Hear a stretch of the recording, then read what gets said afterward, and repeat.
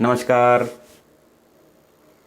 जीवन एक पाठशाला में आपका हार्दिक अभिनंदन और स्वागत। मैं हूं कर्नल गिरीश चंद्र खंखरियाल, आपका परम हितैषी और परम शुभचिंतक।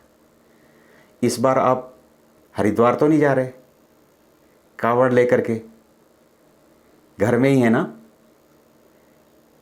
फिर भी आप उस यात्रा का अपने गांव में रहते रहते आनंद उठा सकते हैं।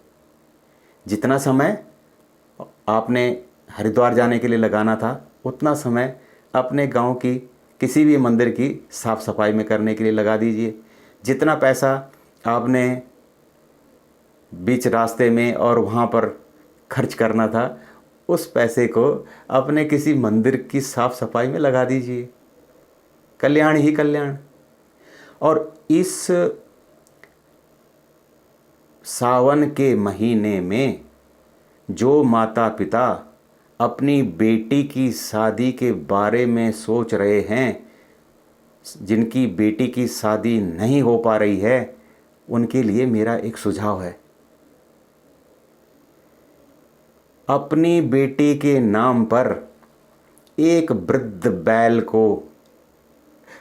बैल जो रास्ते में सड़ रहा है, गल रहा है, कीड़े पड़ रहे हैं, लोग उसको लठ मार रहे हैं, भाई उसका कहीं सुप्रबंधन कर दीजिए। उसको कहीं ऐसी जगह भिजवा दीजिए कि वो थोड़े दिन वहाँ आराम से रह सके। लेकिन जब तक रहे तब तक उसको खाने पीने की व्यवस्था आप कर दीजिए। देखना,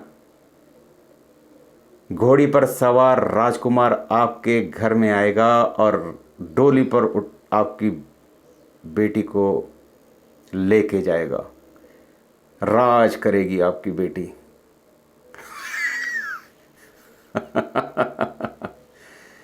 लेकिन ध्यान रहे कि वो बैल जिसको आपने कहीं वृद्धाश्रम में पहुंचाया था, उसको रोज़ खाना चाहिए होता है। रोज़, सवेरे भी खाता है, शाम को भी खाता है। उसके सामने जब भी डाल दोगे तभी खा लेता है। इस चीज़ का ध्यान रखना। दूसरा सुझाव उन माता पिता को है जिनके बेटे की भी शादी नहीं हो रही है। बहुत दिन हो गए कि कब बहू आएगी, कब बहू आएगी। बहू बहुत सुंदर आएगी, लक्ष्मी जी के जैसे ठुमक ठुमक कर आएगी। अंदर आपके घर में आने के बाद माला माल कर देगी। उसके लिए एक सरल सा उपाय, एक ऐसी गौ माता जिसको लोग लठ मार रहे हों, जिसके पाँव में कीड़े पड़ रहे हों, जिसके बदन में कई जगह घाव हो चुके हों, उस गौ माता को किसी अच्छी शांत जगह पर आश्रय देने के लिए कोशिश करना, जहाँ पर उसको सांस कि अब कुछ यहाँ कुछ खाना पीना भी मिलेगा, अच्छी सांस ले पा रही हूँ, ऐसी जगह पर उसको प्रबंध करके आ जाना। लेकिन लगातार आपके घर में पैसा आता रहे, उसके लिए उसको ज़िंदगी भर जब तक वो गाय है, उसको खाना रोज़ सवेरे शाम खिलाने का प्रबंध करके आना। फिर देखना चिर लक्ष्मी आपके घर में विराजमान कैसे होती है। देवी और सज्जनों, कन्हैया जी की फोटो के नीचे गाय की फोटो पर अगरबत्ती घुमाने वालों, ये कन्हैया ऐसे नहीं आपको प्यार करेंगे। भोलेनाथ के लिए जब तक उनके नंदी का आप प्रबंध नहीं करेंगे, सवाल ही पैदा नहीं कि शिव जी कभी आपके ऊपर प्रसन्न हो जाएं।